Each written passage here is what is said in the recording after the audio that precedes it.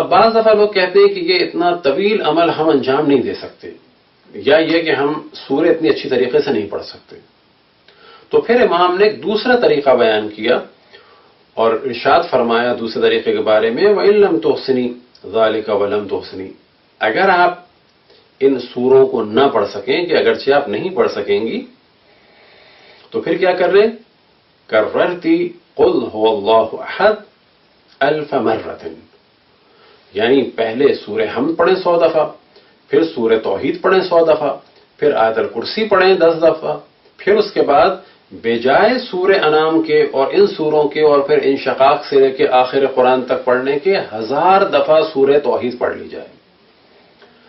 اور یہ دوسرا طریقہ انتہائی آسان ہے کہ جو لوگ ان سوروں کی وجہ سے اس عمل کو انجام نہیں دے پاتے کہ ہماری زبان اتنی رواں نہیں ہے، اور اگر ہم پڑھیں تو عموماً غروب تک ان سوروں کی تلاوت سے فارغ نہیں ہو پاتے، خصوصاً کب کہ جب سردیوں کا زمانہ ہو،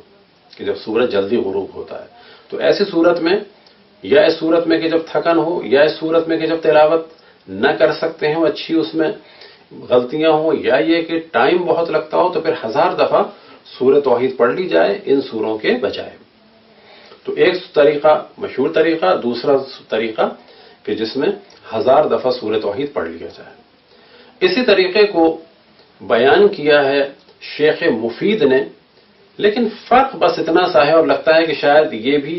وہی دوسرا طریقہ ہو، کہ انہوں نے فرمایا ہے کہ جب وہ سورہ مخصوص اچھی طریقے سے نہ پڑھے جا سکتے ہوں نصف رجب کو، یا یہ کہ ان سورے پڑھنے کی طاقت نہ ہو، تو پھر کیا کیا جائے؟ حمد کو پڑھا جائے 100 دفعہ، آیت الکرسی کو پڑھا جائے 10 دفعہ، اور 1000 دفعہ سورہ کو پڑھا جائے، یعنی سورہ توحید کو پڑھا جائے آخر میں.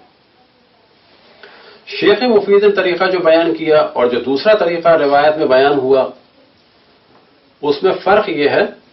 کہ اس میں سورہ حمد کے بعد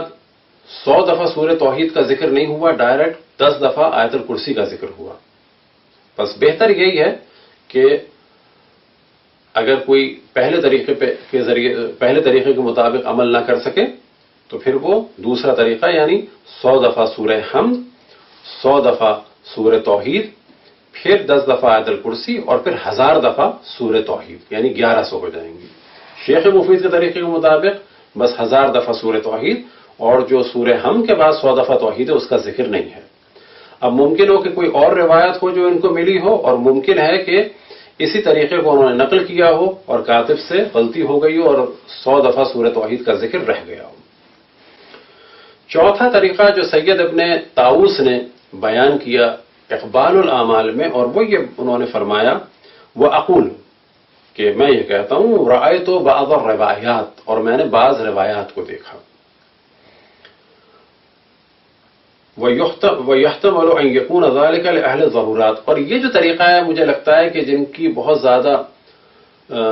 ضرورت ہو اور وہ نہ کر سکتے ہوں پورے عمل کو، یا یہ کہ وہ سفر میں ہوں، یا یہ کہ بہت زیادہ ان کی کوئی مشکل ہو، تو وہ کیا کریں؟ فیجزی ہے قرأت قل هو اللہ احد 100 مرۃ، کہ وہ نماز ظہر اثر کے بعد عمل ام داؤد کو اس طرح سے انجام دے دیں کہ پہلے وہ چیزیں پڑھیں، ان سوروں کے بجائے 100 دفعہ سورہ توحید پڑھ لیں. اب یہیں سے ایک جواب یہ مل جاتا ہے کہ اگر کوئی سفر میں بھی ہو تو اس عمل کو انجام دے سکتا ہے، اور سفر میں روزے نہیں رکھ سکتے. تو بس ایک سوال یہ پیدا ہوتا ہے کہ جو روزے نہ رکھ سکتا ہو وہ کیا کرے؟ بیمار ہے،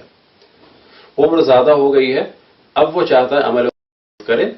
تو وہ بھی ان تاریخوں میں، یعنی 15 رجب کو عمل ام داؤد کو انجام دے سکتا ہے، کیونکہ وہ روزے نہیں رکھ سکتا. وہ کہ اگر روزہ ہو تو یہ عمل بہت ہی بہتر ہے.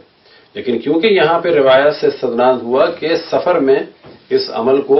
یا جب مشکل ہو یا بہت کم وقت ہو، تو 100 دفعہ سورہ توحید پڑھ کے بھی انجام دیا جا سکتا ہے، تو سفر سے واضح محسوس ہوتا ہے کہ پھر روزے کی ضرورت نہیں ہے. لیکن جو صحیح معنی میں عمل ہے اس کا، یا الفاظ دیگر تمام فضیلتوں کے ساتھ وہ عمل اسی صورت میں ہوگا، اور جو بہترین وقت ہے اور بہترین شرائط کے ساتھ 13، 14، 15 رجب کو روزہ رکھا جائے، 15 کو بعد ظہر اس عمل کو انجام دیا جائے۔ برحمتك يا أرحم الراحمين وصلى الله على محمد